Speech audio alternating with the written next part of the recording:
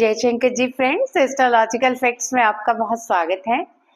तो स्वर विज्ञान, आज स्वर विज्ञान का दूसरा दिन है और आज आप बहुत कुछ सीखने वाले हैं।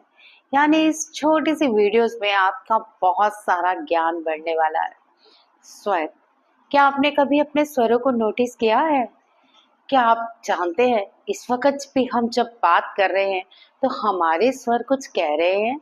यानी गरम चल रहे हैं तब भी इनका कुछ कहना है, ठंडे चल रहे हैं तब भी कुछ कहना है। अब आप सोच रहे होंगे मैं किन स्वरों की बात कर रही हूँ। बहुत सारे चैनल पे नए लोग हैं जो स्वर विज्ञान से अभी जुड़े हैं। स्वर, हमारी ये सांसें, ये हर पल हमसे कुछ ना कुछ कहते हैं। आप खाना खाते हो तब भी ये कुछ कहते हैं, आप पानी पीते हो तब भी ये कुछ कहते हैं। यही स्वरों का ज्ञान अगर आप जान लेते हैं तो आप सामने वाले की प्रवृत्ति भी जान लेते हैं। आप जान लेते हैं कि मुझे ये काम करना चाहिए कि नहीं। आप जान लेते हैं कि मुझे धन किस दिशा से आएगा। आप जान लेते हैं कि सामने वाला आदमी आपसे जो बात कर रहा है वो फेक है या सही है। आप जान लेते हैं कि मेरी चोरी हो गई है ये वस्तु, मुझे इस दिशा से मिलेगी या इस दिशा से। बहुत कुछ जान सकते हैं, यानी बहुत कुछ नहीं, सब कुछ जान सकते हैं। यहाँ तक कि आप ये भी जान सकते हैं कि जो जीवन साथी मेरे लिए चुना गया है ये अच्छा है या बुरा। बहुत कुछ सीखने हैं को मिलेगा स्वर विज्ञान में। और ये एडवांस स्वर विज्ञान की क्लासेस मैंने सिर्फ और सिर्फ आप ही के लिए रखी हैं ताकि आप स्वर विज्ञान के साथ जुड़ सकें और ज्यादा से ज्यादा स्वर विज्ञान को जान सकें। तो चलिए, वीडियो स्टार्ट करने से पहले जल्दी से यही कहूंगी, मेरे चैनल को सब्सक्राइब कर लीजिए और वीडियो को लाइक और शेयर ज्यादा से ज्यादा कीजिए ताकि भगवान शिव भोलेनाथ का ये ज्ञान पूरे संसार में फैले। जितना आप इस ज्ञान को स्प्रेड करोगे उतना ही लोगों का भला होगा, उतना ही आपका भला होगा और उतना ही मेरा भला होगा। तो स्वर विज्ञान के आज के एडवांस क्लास में, जो कि दूसरा दिन है, क्या सीखना है जानते हैं इसके बारे में। तो चलिए इसकी शुरुआत करते हैं हम। आज क्या सीखना है? तो सबसे पहले सभी दिव्य आत्माओं को मेरा नमस्कार। स्वर केवल श्वास का प्रवाह नहीं है, ये ब्रह्मांड का सबसे सूक्ष्म संवाद है।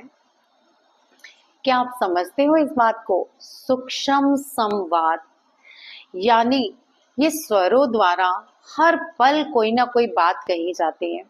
जैसे कि मैंने आपको पहले बताया, आप खाते हैं तब भी आपके स्वर बताते हैं कि ये भोजन आपके लिए अच्छा है कि नहीं। आप पीते हैं तब भी आपको ये बताते हैं कि ये पानी आपके लिए सही है कि नहीं। आप कुछ भी करते हो तो ये सूक्ष्म संवाद आपको बताता है कि क्या आपके लिए सही है और क्या आपके लिए गलत। तो चलिए जानते हैं सूक्ष्म संवाद की भाषा को, बढ़ते हैं आगे और जानते हैं इस बारे में। आज हम प्रवेश करेंगे स्वर विज्ञान के उस गहरे आयाम में जहां स्वर साधना, ध्यान, उपचार और भविष्य दृष्टि का माध्यम बन जाता है। तो इस बात को आपने ध्यान से समझना है। क्या आप जानते हैं जब ईड़ा नाड़ी और पिंगला नाड़ी का संतुलन होता है तो हमारा चित्त सुषुम्ना में स्थिर हो जाता है। अगर आपने स्वर विज्ञान के पहले बेसिक सीखे हैं तो ये बात आपको बहुत अच्छी तरह से समझ आएगी। लेकिन अगर आपने बेसिक नहीं सीखा तो आप मेरी पिछली स्वर विज्ञान की वीडियोस पे जाके जान सकते हैं कि ईड़ा, पिंगला और सुषुम्ना क्या है। फिर भी मैं आपको शॉर्टकट में यहाँ बताती हूँ। आपका दायां स्वर जो है वो है पिंगला यानी सूर्य नाड़ी, जिसे कि गर्म कहते हैं। आपका बायां स्वर है ईड़ा, जिसे कि चंद्र नाड़ी, जिसे कि ठंडा स्वर कहते हैं। यही स्वर अगर आप जान लेते हैं तो आप अपनी बीमारियों का इलाज भी कर सकते हैं। बहुत कुछ सीखेंगे आप। तो अब मैं आपको बता रही थी बहुत ही महत्वपूर्ण बात कि जब इन दोनों नाड़ियों का समतल एक सा हो जाता है, यानी हम सामान्य सांस लेते हैं। चलिए सबसे पहले तो आज यही चेक कीजिए, क्या आप दोनों भागों से सांसें सामान्य आ रही हैं या फिर आज भी किसी एक भाग का फ्लो ज्यादा है या एक का कम। तो चलिए मेरे साथ इस प्रैक्टिस को कीजिए। अपने राइट स्वर को बंद कीजिए, यानी अपनी राइट नाक को बंद कीजिए, छिद्र को, और बाएं से धीरे धीरे सांस लीजिए और धीरे धीरे छोड़िए। आपने इस सांस को महसूस किया? चलिए एक और बार करते हैं। इस बार ये देखें कि आपके बाएं स्वर से ठंडी सांस आ रही है या गर्म।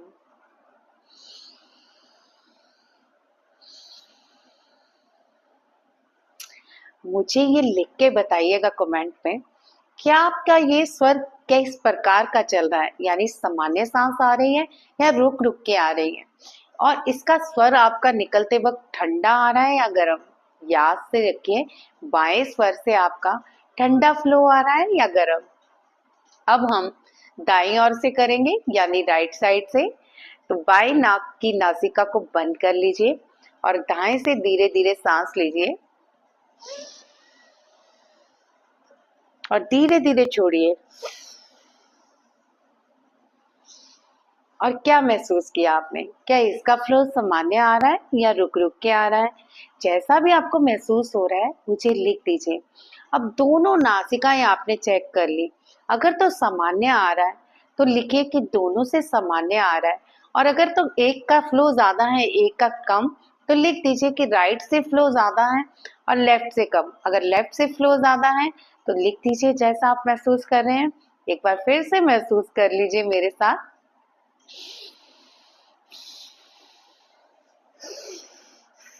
तो मेरा इस समय राइट फ्लो बहुत अच्छा चल रहा है। आपका कौन सा चल रहा है? अगर दोनों से फ्लो सामान्य आ रहे हैं तो याद रखिए, इसे कहते हैं सुषुम्ना नाड़ी। सुषुम्ना नाड़ी का फ्लो जब चलता है तो हम बहुत सारी सिद्धियां प्राप्त करते हैं।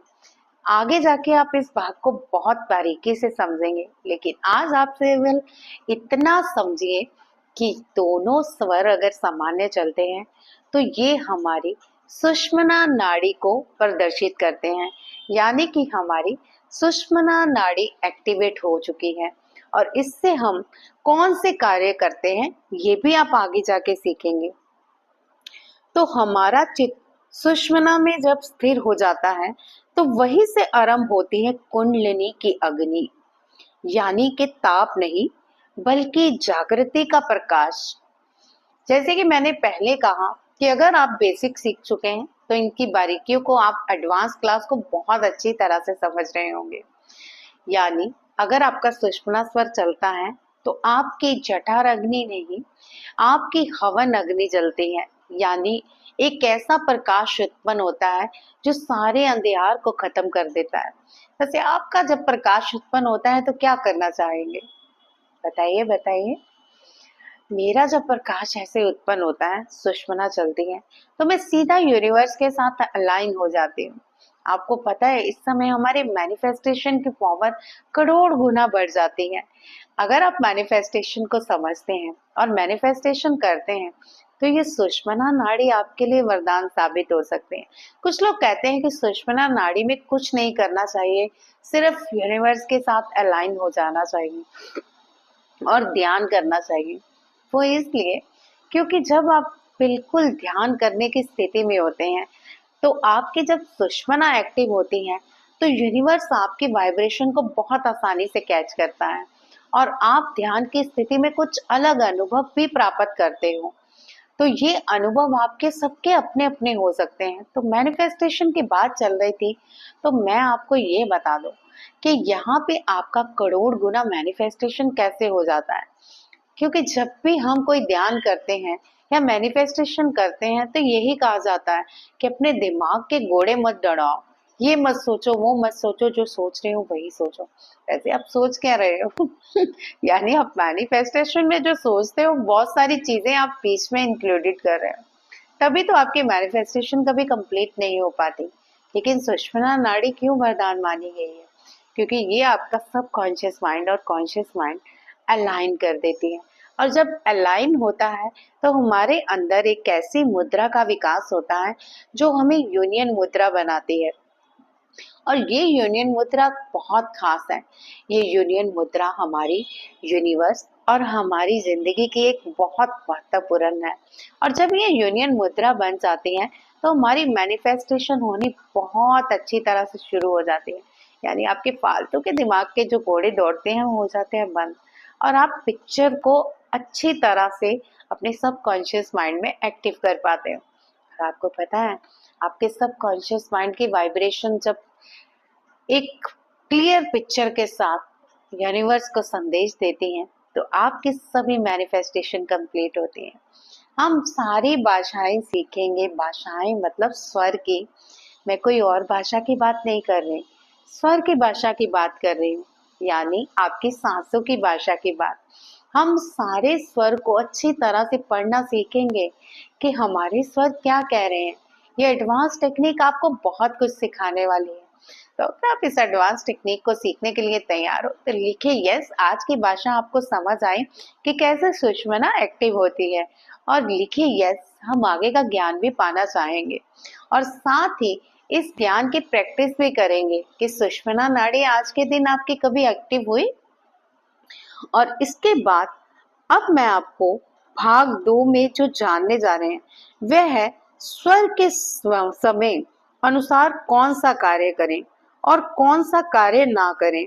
स्वर के माध्यम में किसी प्रश्न का उत्तर कैसे पाएं। विशेष ध्यान त्रिवेणी स्वर ध्यान साधना, जिसे आप अपने अंदर छुपी ऊर्जा को जगा सकेंगे। तो ये हमारा अगला भाग होगा कि हम त्रिवेणी साधना को यानी सुषमना को एक्टिव करके अपनी त्रिवेणी साधना को कैसे कर सकते हैं। ये सारी चीजें आपको अगले भाग में मिलेंगी। तो बने रहिए स्वर साधना के साथ। स्वर विज्ञान आपके लिए बहुत कुछ लेके आएगा। ये वीडियो आपको कैसी लगी और ये ज्ञान आपको कैसा लग रहा है, कमेंट में मुझे मोटिवेट करते रहिए और आगे के ज्ञान की ओर बढ़ते रहिए। और याद से इस स्वर साधना को सबको सेंड करते रहिए, क्योंकि ये आप स्वर को नहीं, शिव के ज्ञान को बढ़ा रहे हैं। जैसे ये शिव का ज्ञान फैलेगा, अज्ञानता खत्म होती जाएगी और वैसे ही वाइब्रेशन भी अच्छी क्रिएट होती जाएगी। तो चलिए करते हैं ये ज्ञान को हम बहुत सारा स्प्रेड। आज की वीडियो में बस इतना है। मिलते हैं अगले नए भाग में एक नई स्वर चीजों के साथ। जय शंकर जी।